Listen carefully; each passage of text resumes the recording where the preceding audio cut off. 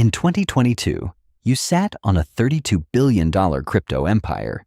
You were the uncrowned king, the golden boy of the media, and the guy both Wall Street and Silicon Valley wanted to kiss the dirt for. Then, boom, $8 billion vanished into thin air. Your customers were wiped out, and you caught a one-way ticket to federal prison with a 25-year sentence. Your name is Sam Bankman-Fried. And this is the story of how you ran a magic trick on the entire financial world with a cheap piece of illusion. It all started at MIT, the breeding ground for genius nerds who play it safe. You were great at math and obsessed with probability. But most importantly, you smelled money faster than anyone else. While your roommates dreamed of a safe tech job, you stared at the crypto ticker. You spotted the arbitrage loopholes between exchanges. Normal people looked at crypto and saw a risky casino.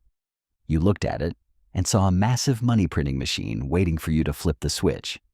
You tried being a good boy at a Wall Street investment firm, but watching your coworkers break their backs 16 hours a day made you want to puke. That path was too slow, too crowded for your ambition. You needed something wilder, a market with no rules and no old fart regulators looking over your shoulder.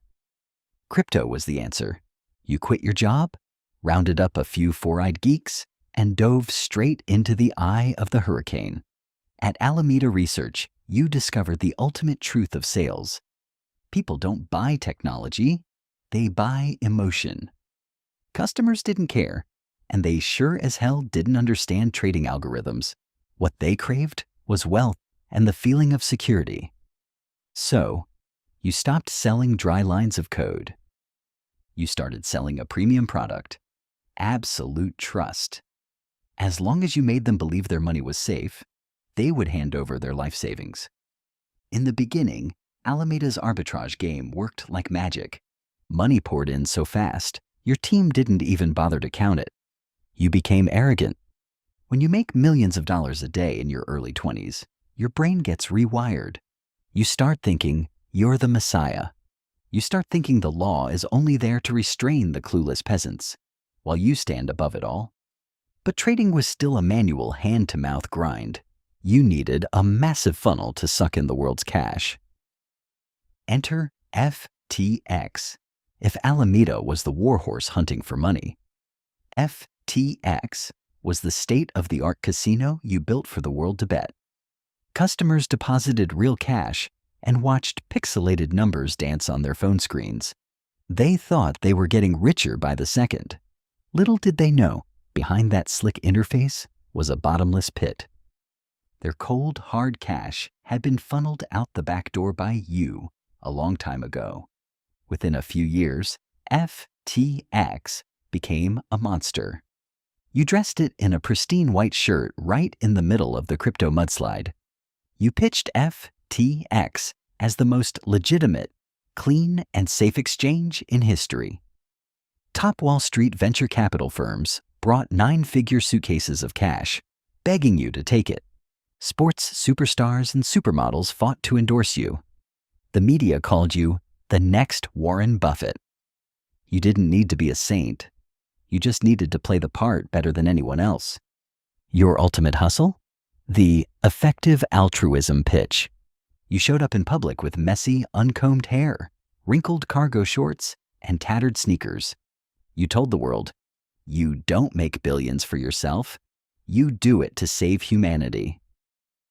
Oh, my friend, that was the greatest pitch of all time. People will suspect a guy in a flashy suit driving a Lamborghini. But nobody keeps their guard up against a humble geek who wants to rescue the world.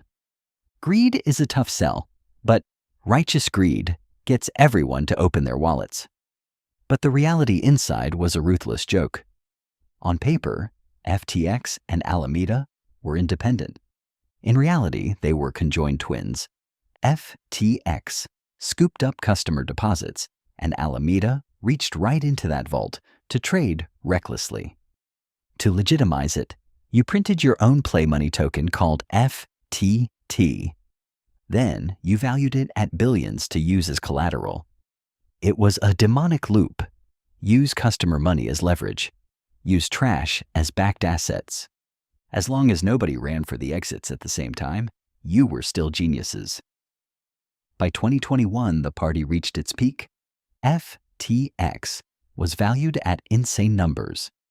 Your logo plastered NBA arenas and starred in the most expensive Super Bowl commercials on Earth. You sat at the table with heads of state and billionaire titans. On the surface, it was the blinding brilliance of a new financial era. But deep down, the time bomb was ticking. The fake FTT assets, the mounting debts, and the customers' blood money had twisted together into a massive block of explosives. All it needed was a spark. Your house of cards didn't collapse because of some supernatural force. It fell because it was built on garbage. You took this loan to cover that loss, using fake assets to back real money. When crypto prices plummeted, the mask started to peel. From the outside, FTX still looked like a magnificent fortress. But inside, the pillars were totally rotten. One slight touch of doubt was all it took to bring your billion-dollar playground crashing down. In your era, money didn't disappear in suitcases or offshore Swiss accounts. It evaporated through computer commands, anonymous crypto wallets, and luxury penthouses in the Bahamas. You blew hundreds of millions of dollars in customer deposits to buy lavish real estate. You bankrolled politicians for regulatory favor. You smugly thought you could control it all. But in the money game, there is one unbendable rule. When customers demand their cash, you need real money in the vault, not a bunch of worthless tokens on a screen. And then came Judgment Day. A news article leaked Alameda's shredded balance sheet.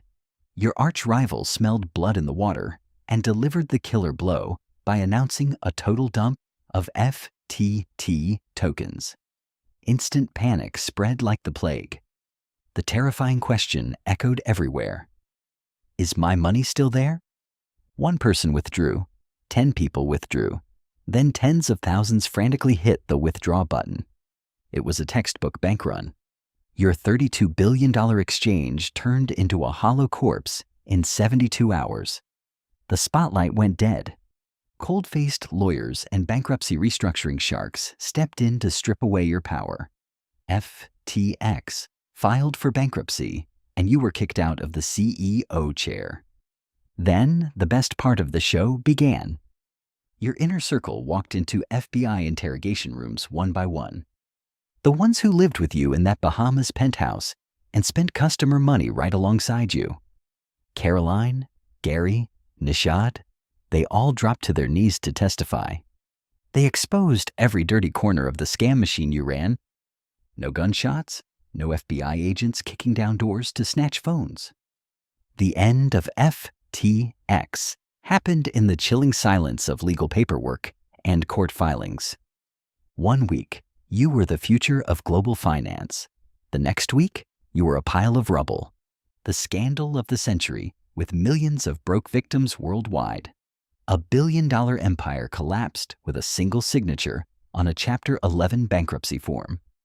From a genius icon, you became a prisoner in handcuffs.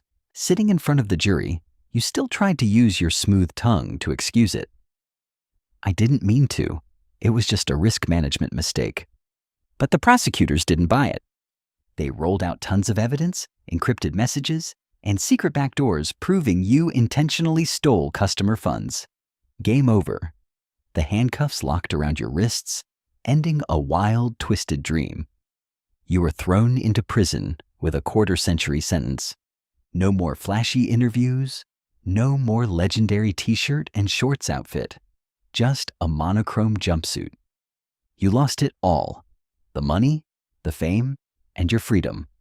But the biggest question still hovers over the world. How did a quirky kid like you fool the sharpest minds in finance? The answer is dead simple. Because they were too greedy, and because you gave them a story too perfect not to believe. Your story isn't just a criminal case. It's a brutal lesson about tech-era delusion. People once believed crypto was a new world of freedom. They believed algorithms could replace human nature, and blockchain would eliminate scams.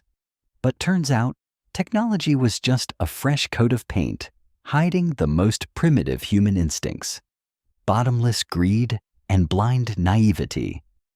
Out there, millions of your victims don't get a movie deal, and they don't get to stand in front of a camera to explain themselves. They are ordinary people who trusted FTX with their life savings, house down payments, and retirement funds.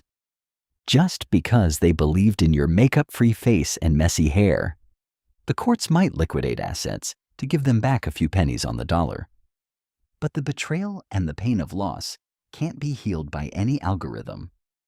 The scariest part of this whole thing is that you successfully manipulated the world by playing a guy who didn't care about money.